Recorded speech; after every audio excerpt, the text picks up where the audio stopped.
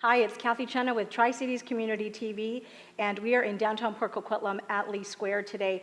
I am so excited to share with you who my guest is in the studio. It's the esteemed Gene Vickers. I am so excited to have met this man.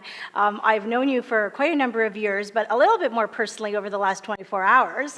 I'm sure the viewers are going to wonder how personal we got, but let's talk about yesterday for a moment, and then I'd love for you to share your story about your history and your journey, actually, in the Toastmasters club family, if you will. Today, February is Toastmasters month, and this is why you're here with me today, Gene. And so I'm going to just pass it on to you. Tell us who you are and what you've done in Toastmasters. Well, my name is Gene Vickers. I have been in Toastmasters for 14 years now. Mm-hmm. I am the only district governor for District 96, which is BC and the Yukon. Yes. I say the only because they changed the title after I was district governor to district director. But you asked me how I got into Toastmasters? Yes. A very dear friend, Zoe Royer, councillor in Port Moody, after her wedding, I was the best man, and she said, Gene, I'd like you to come out to Toastmasters. And I said, Zoe, I'm not the slightest bit interested. She says, Gene, I want you to come and support me.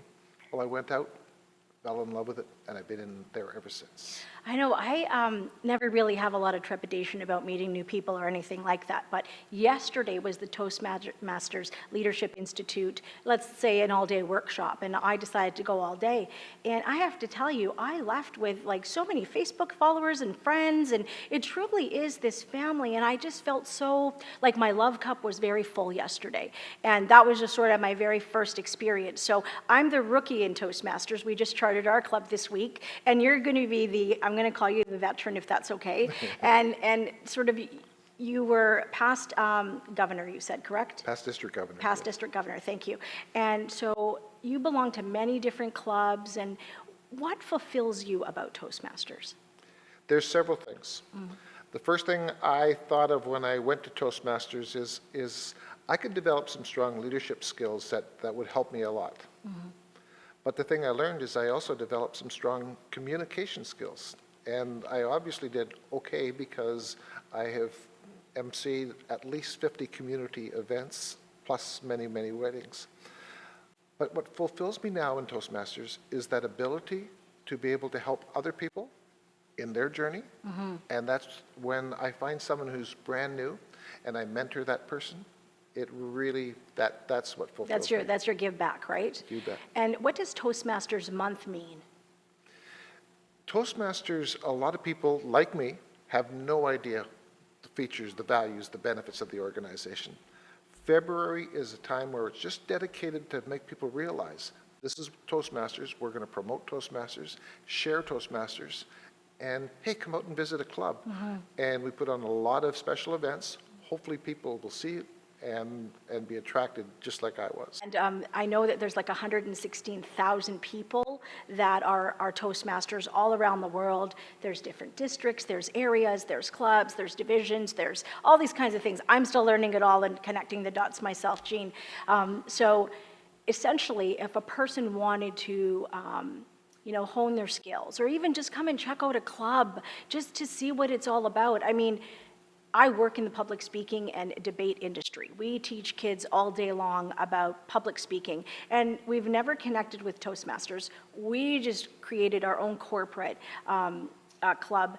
Now, tell me about a club that you know that is a corporate club and what they're doing internally to help their staff.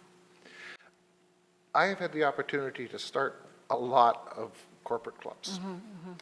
TELUS has many corporate clubs. I think they have like 7 corporate clubs. Right.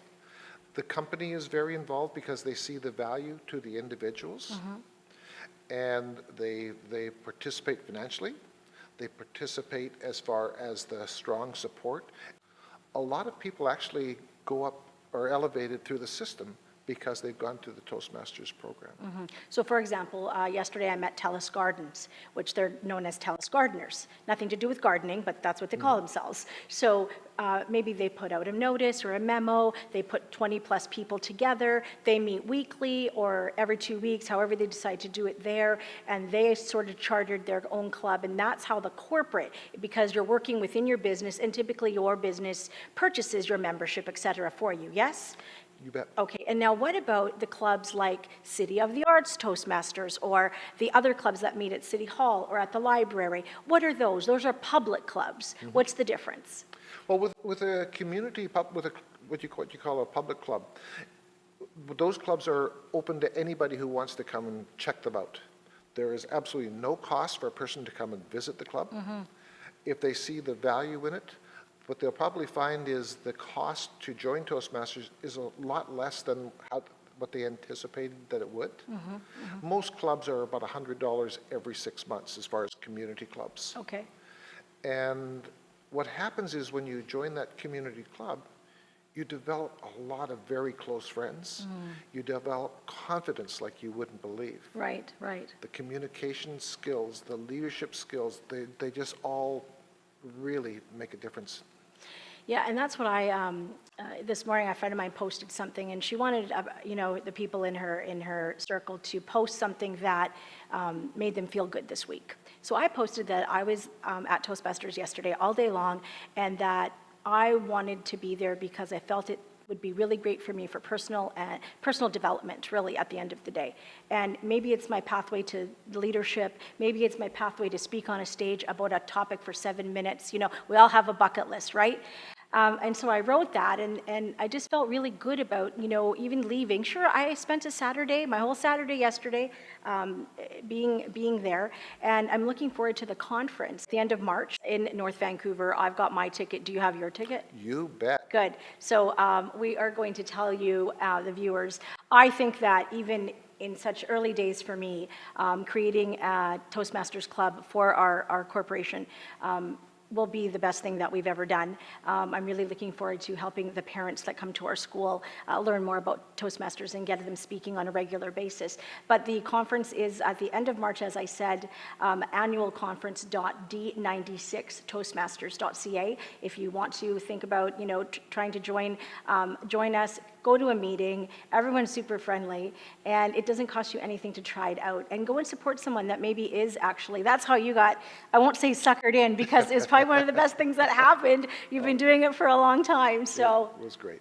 So welcome to Toastmasters Month. Thank you so much, my guest today, Jean Vickers. I really appreciate you being here. Try to push through your comfort zone. Do something different. Public speaking is very, very hard, but push yourself through that comfort zone because you will succeed. I'm Kathy Chenna with Tri-Cities Community TV. Thank you so much.